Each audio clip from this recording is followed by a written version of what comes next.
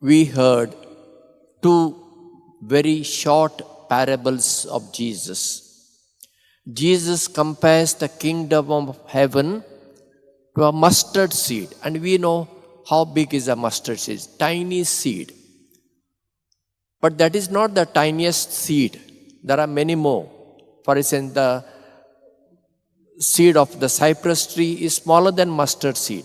But mustard seed, the Jews consider smallest because they sow it and then it will grow a big shrub and a tree. So Jesus compares, a mustard seed is small, but when it grows, it becomes quite big and gives shelters to birds and food to people. Then Jesus gives another parable. A woman takes a dough of flour, puts little yeast in it, the dough becomes soft. In earlier days in Goa, we used to prepare sannas. Not now what sannas are available in the shops. They are not real sannas. And what did we use to become soft? We used coconut toddy. I don't know whether you've eaten sannas with coconut toddy, which I grew up like that till I joined the society. Such a tasty one. The present day sannas, to become tasty, they put little sugar or jaggery. The real sannas to be prepared with toddy and the taste is different. So Jesus compares kingdom of God with the leaven, with the yeast. These both the parables are very apt in the lives of Saint Ignatius and in the lives of Jesuits. Saint Ignatius was a lay person. After his conversion, he was in many places. Finally, he comes to Paris to do his master's degree. And he was talking about God to certain people, men and women. And he got Father Peter Faber as his first companion to join him. Father Peter Faber was already a priest, a diocesan priest, and joined Ignatius. Then came Francis Xavier, a Spaniard. Of course, Father Peter Faber was also a Spaniard. Then comes James Linnaeus, a Spaniard. All young people these were. Alfonso Salmeron, a Spaniard. Nicolas Bobadilla, a Spaniard.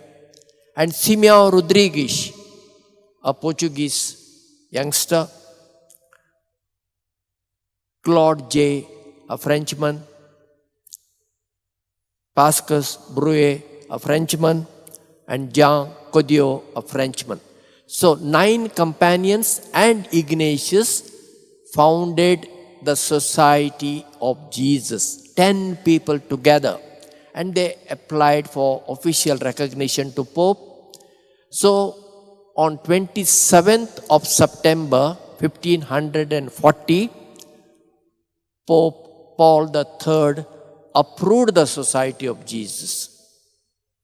And the society began to grow. They started with the pastoral work and education. The whole of Europe is being educated by the Jesuits, or most of the Europe.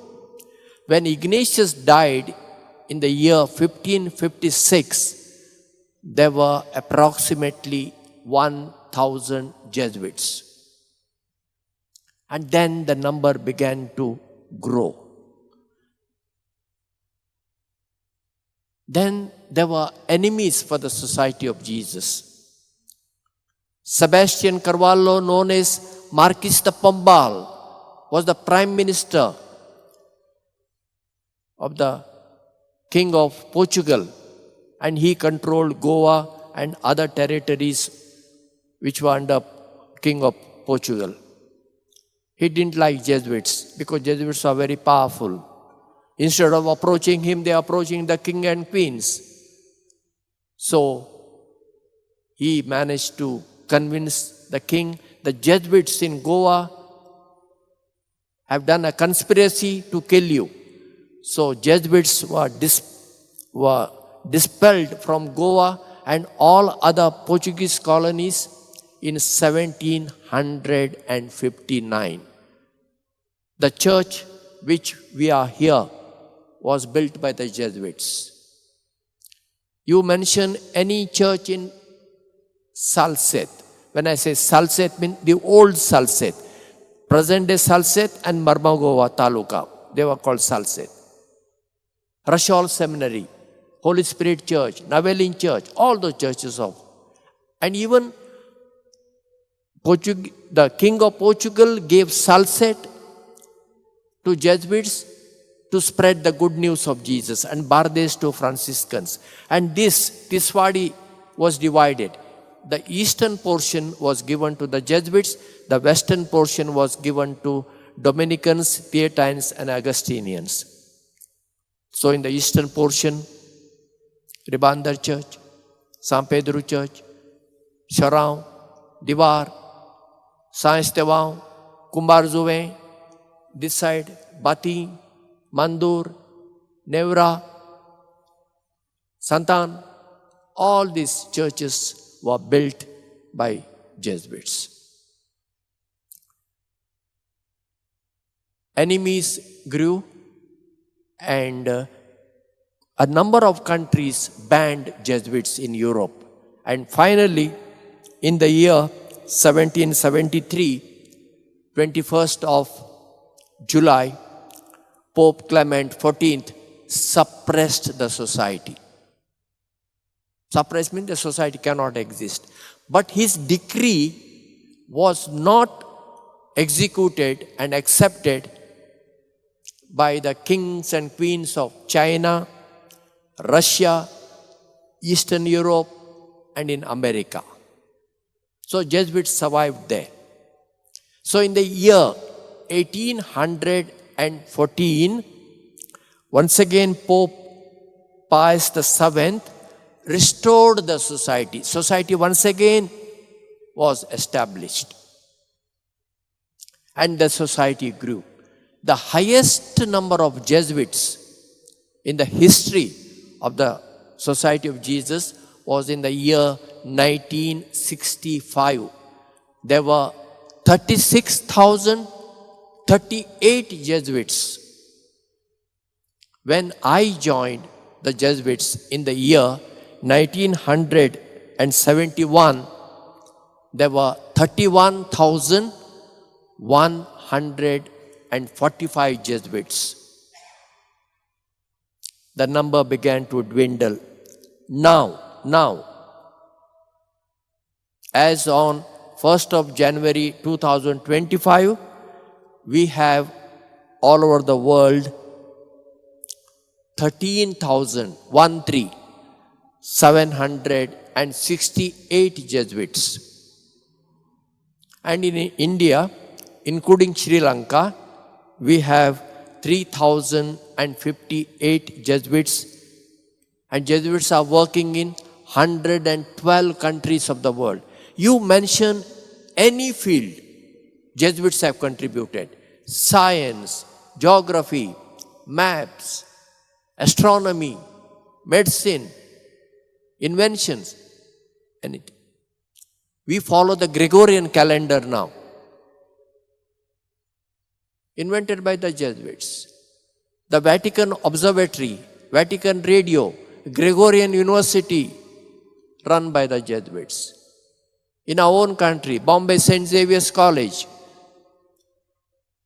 Calcutta St. Xavier's College, St. Joseph's College at Bangalore, Loyola College Chennai, St. Joseph's College Trichy, St. Aloysius College Mangaluru, St. Xavier's College Ahmedabad, and so many other colleges run by Jesuits in our country.